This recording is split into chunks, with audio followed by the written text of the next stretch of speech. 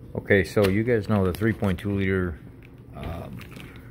Jeep Cherokee has issues, as well as a lot of the other 3-point-odd liter sizes from circa 13 to 18 with these coolers leaking. I've seen guys say sometimes they see people go to torque these necks down and they end up over torquing these, and slowly it cracks down here at the base. Other people have talked about faulty seals and stuff. The job that I'm going to be doing is a 3.2 liter Jeep Cherokee 14 model, and the manufacturer, as I said in my previous video on this a couple weeks ago, I'm a dealer tech, so I called one of our other stores, which is a Chrysler dealer.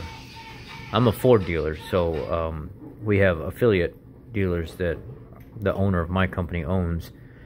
And I called the Chrysler dealer up, and they were like, man, we can't even give you any brakes right now, because we ended up having to outsource where we get our assemblies from, because so many people are coming in and getting these. It's a notorious problem on the Chrysler products where this assembly leaks, and the only way that I could find it is by going online, and then people were pushed out to the end of March into April. But there was one company that I found that would ship between March 2nd and March 5th. Today the product was delivered to the house, and it comes with intake manifold gaskets, upper and lower.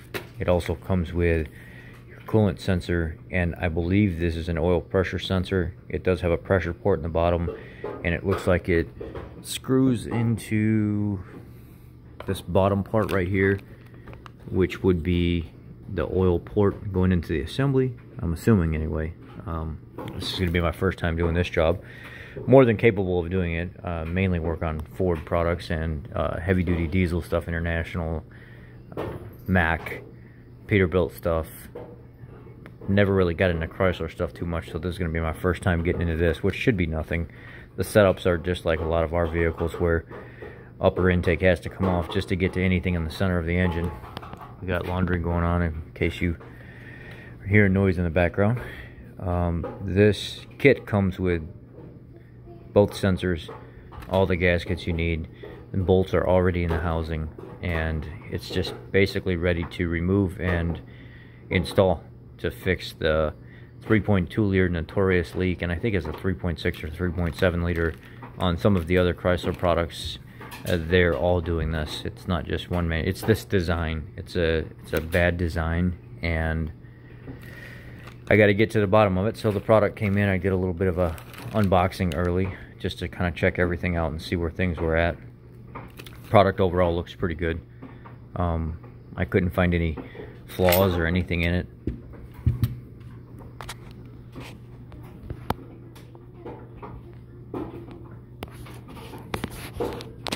It's got gaskets in the bottom already.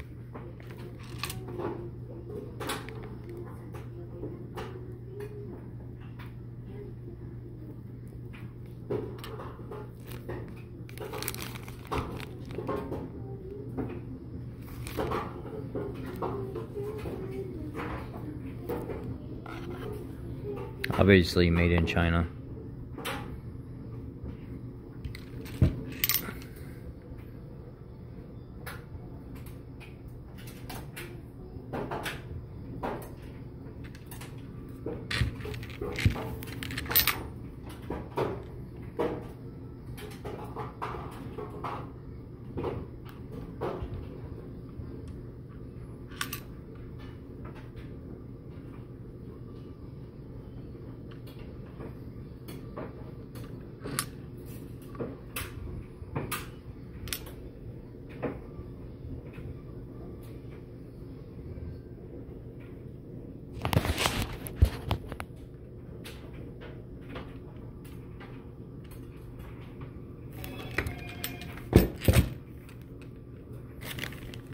So this will be very soon that I end up getting to this.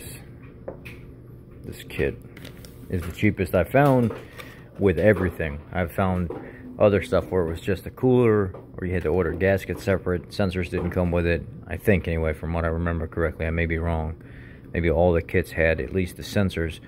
but it was missing something, and then this kit was complete, and I found it on Amazon. It was like $169.99 or $179.99.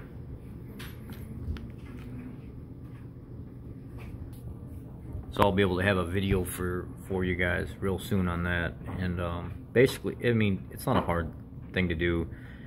You're gonna lose some coolant. You're gonna have to pinch off the coolant line going to the cooler.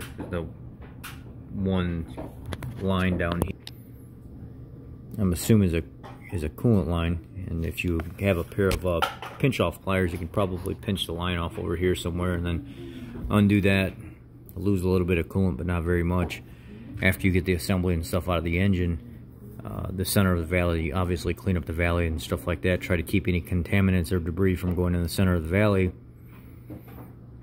in the little ports, and then you know, start installing everything accordingly. I would take just a little bit of the engine oil and lube up the gaskets, the O-rings, as it pushes back down into the intake manifold, and just follow procedure. If you don't have a torque pattern, which I don't, I'll look it up on all data, but I'm assuming it's probably something like you know, one here, one, you know, like 1, 2, 3, 4, 5 on the outside back here. And then you have to adhere to a certain torque pattern, but they actually have stop collars in here. So as you suck this down into it, those metal collars are going to stop you from pulling too far. Yeah, and then your cartridge filter goes in here. I tried spinning it off by hand, but I couldn't get it off. This does have an O-ring, probably a double O-ring setup, and then there's a filter inside this. Let me see if I can spin it off real quick again. I got it to move a little bit, but it's on there really, really tight, and I don't have my tools with me there at work. Yeah, that's a negative Ghost Rider. That's not going to come off. So, anyhow, we'll have that install coming soon. At least I have the product in hand now.